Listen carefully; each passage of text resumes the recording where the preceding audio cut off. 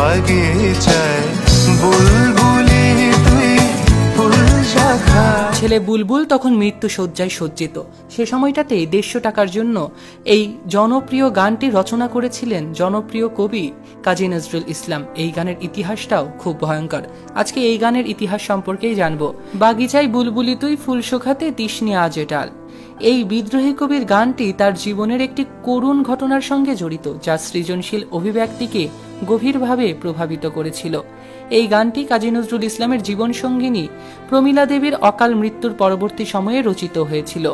আজও তার ফুলকলি দে ঘুম টুটে। গানের কথায় বুলবুলির ফুলের ডালে বসতে দ্বিধা প্রকাশ একটি গভীর প্রতীকী অর্থ বহন করে।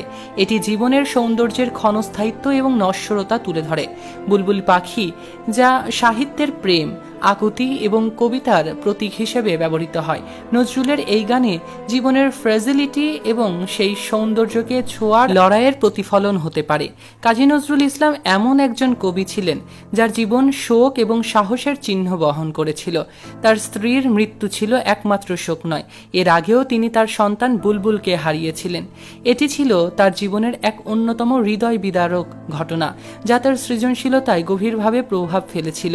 তিনি তার সন্তানকে বুলবুলি নামে ডাকতেন, আর সেই প্রতীকটির প্রতি এক বিশেষ মমতা এবং মাহাত্ম্য প্রকাশ পেয়েছে এই গানটিতে। সম্ভবত এই গানে বুলবুলি পাখির ইঙ্গিত তার সন্তানের স্মৃতির প্রতি এক সূক্ষ্ম অভিব্যক্তি ছিল। কবি কাজী নজরুল ইসলামের জীবন যেন দুঃখ সংগ্রামের এক জীবন্ত দলিল। তার এই গানটির সৃষ্টি হয়েছিল এক ভীষণ শোক এবং দারিদ্র্যের অন্ধকার পরিবেশে।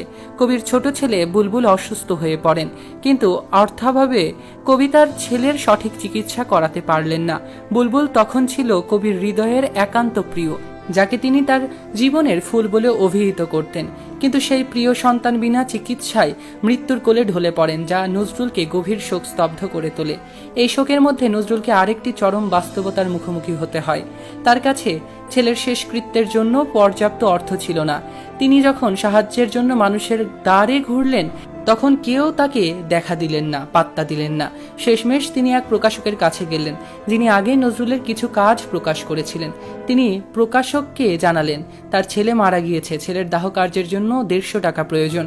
নজরুল এই টাকা ধার হিসেবে চাইলেন, বিনিময়ে যা কিছু করতে বলবেন তাতে তিনি রাজি ছিলেন।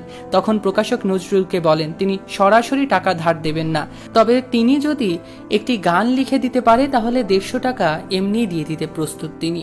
এই প্রস্তাব শোনার পর নজরুল একজন শোকাকুল পিতা হিসেবে নিজেকে সামলানোর চেষ্টা করেন।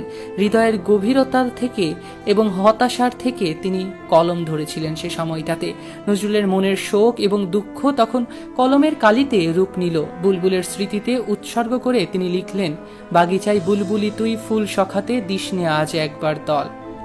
আর এই গানটি যেন তার হৃদয়ের গভীর যন্ত্রণার প্রতিচ্ছবি হয়ে দাঁড়ালো। বাগিচায় বুলবুলি তুই ফুল বুলবুলি পাখির মাধ্যমে তিনি তার মৃত সন্তানের জন্য অনুভূতি শূন্যতা এবং ভালোবাসার আবেগ প্রকাশ করেছিলেন।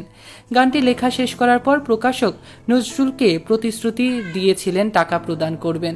সেই অর্থ দিয়ে কবি ছুটে যান তার ছেলের শেষকৃত্যের ব্যবস্থা করতে।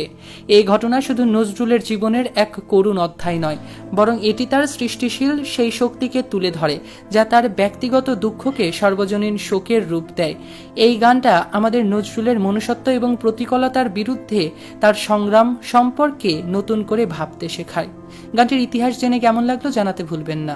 সৈকত আহমেদ নূর, সেলিব্রিটি লাইফলাইন।